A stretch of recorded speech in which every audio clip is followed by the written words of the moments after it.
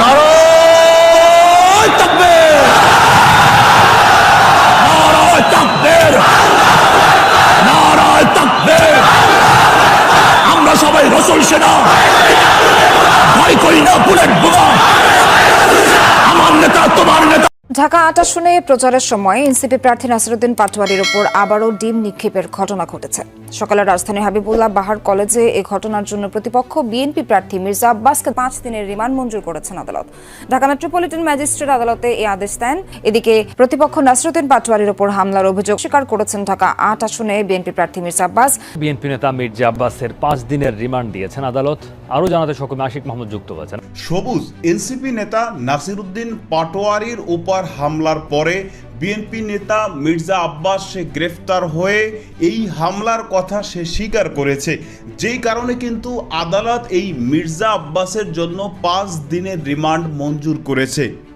নির্বাচনী প্রচারণা চালাতে গিয়ে হামলার শিকার হয়েছেন ঢাকা ৮ আসনের ১১ দলীয় জোট প্রার্থী নাসিরউদ্দিন পাটোয়ারি। মির্জা আব্বাসের নির্দেশে তার উপর হামলা চালিয়েছে ছাত্রদল।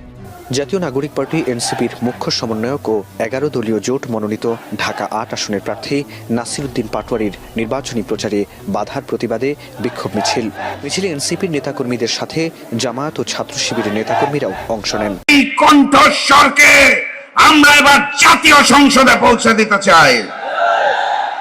ঢাকা ১৪ আসনে যিনি নির্বাচন করছেন তিনি দীর্ঘ আরমান নিজেই একজন মজলুম। বাংলাদেশের সকল মজলুমের পক্ষ থেকে এই মজলুম কণ্ঠস্বরকে আমরা এবার জাতীয় সংসদে পৌঁছে দেব ইনশাআল্লাহ। তাহলে ঢাকা ১৪ মার্কাটা কি? আরো জোরে জিতে যাবে ব্যারিস্টার আরমান। এই দাঁড়িপাল্লার আগে আরেকটা ভোট আছে, মনে আছে তো নাকি? গণভোটে হাকে জয়যুক্ত করতে হবে। সংগ্রামী সাথী এবং বন্ধুগণ, আপনারা জানেন গতকালকে শেরপুর জেলার উপজেলা জামাতের সেক্রেটারিকে কুপিয়ে হত্যা করা হয়েছে। জানেন তো কে হত্যা করেছে? নব্য পরিচালনা কমিটি কিছুক্ষণ আগে প্রেস কনফারেন্স করে বলেছে শেরপুরের ঘটনার সুষ্ঠু তদন্ত করতে হবে। সুষ্ঠু তদন্ত যদি করা হয় তাহলে আপনারা আর বাংলাদেশে থাকতে পারবেন না। তখন স্লোগান হবে সুষ্ঠু তদন্তের পর দিল্লি নয়, পিন্ডি নয়, সবার আগে লন্ডন।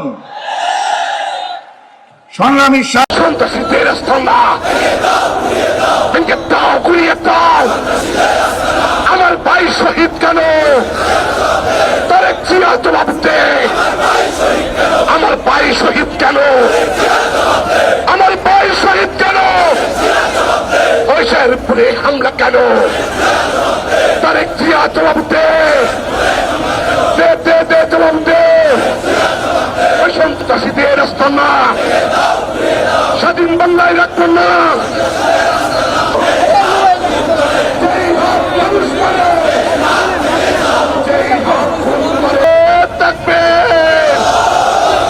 নারে তাকবীর, বাংলাদেশ সরি, জিন্দাবাদ জিন্দাবাদ। ওইটাই হাত খুন করে, যেই হাত মানুষ মারে, যেই হাত হিসাব জানে।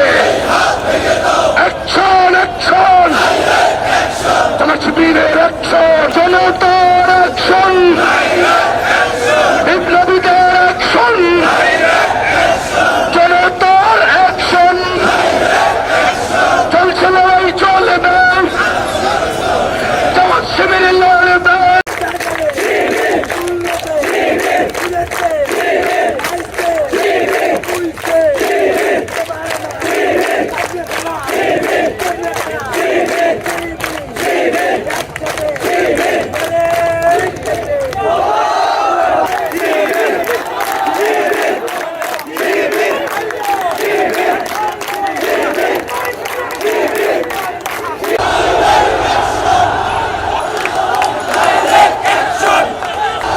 একজন মানুষ যাকে কিভাবে বিএনপির নেতা কর্মীরা একইভাবে দলবদ্ধ হয়ে হত্যা করতে পারে, যে ঘটনাটি এখন পুরো সামাজিক যোগাযোগ মাধ্যমে তোলপাড় সৃষ্টি হয়েছে। আইনজীবীরা সেখানে ছিল, পুলিশ সেনাবাহিনীও সেখানে ছিল। পুরো ঘটনাটি যখন সামাল দিতে গিয়েছিল তখন বিপদের মুখে পড়েছিল বাংলাদেশ সেনাবাহিনী। সবার চোখে একটাই নজর ছিল কিভাবে লোকটাকে হত্যা করলো বিএনপির দুর্বৃত্তরা। এই ঘটনাটি নিয়ে এখন সন্তান তার বাবাকে হারিয়েছেন, স্ত্রী তার স্বামীকে হারিয়ে বিধবা হয়েছেন, কান্না করছে পরিবারের অন্যান্য সদস্যরা। তখন কি ঘটেছিল সেই ঘটনাটি, কেন বাংলাদেশ পুলিশ প্রশাসন সহ নানা রকম ভাবে যে সকল নেতা কর্মীরা আছে তারা কেনই বা তাকে আটকালো না? তাহলে কি বিএনপিকে দেখে এতটাই ভয় পাচ্ছেন তারা? প্রিয় দর্শক, আমরা সম্পূর্ণ ভিডিওটি জানবো, দেখবো। তার আগে অনুরোধ করবো যারা এখন পর্যন্ত ভিডিওটিতে একটি লাইক দেননি অতি শীঘ্র ভিডিওটিতে একটি লাইক দিয়ে দিন। আমরা চলে যাই পাটোয়ারির ঘটনাটিকে ঘিরে। এখন আমরা দেখে আসি প্রতিটি নজরবিহীন ঘটনা ঘটে যাচ্ছে নির্বাচন যত সামনে আসছে। রাজধানীর হাবিবুল্লাহ বাহার কলেজের সামনের রাস্তা তখন কোনো পথ ছিল না, বরং পরিস্থিতি হয়ে উঠেছিল বারুদের স্তূপ। বাতাসে ছিল তীব্র উত্তাপ, আর সেই উত্তাপ সূর্যের নয়, ছিল হাজার মানুষের ক্ষোভের। সবার দৃষ্টি ছিল একজনের ওপর, তিনি হলেন নাসির উদ্দিন পাটোয়ারি। সবার চোখ আটকে ছিল তার পরনের পাঞ্জাবির দিকে, যেখানে ধবধবে সেই পাঞ্জাবির রং মুহূর্তেই হলুদ হয়ে উঠে এসেছিল, যেখানে শুধু ছিল পচা ডিমের একত্রিত অংশ, আর সেটা নিয়ে তিনি তীব্র প্রতিবাদ জানিয়েছিলেন। একটি দৃশ্য পুরো পরিস্থিতিটিকে ঘুরিয়ে দিল।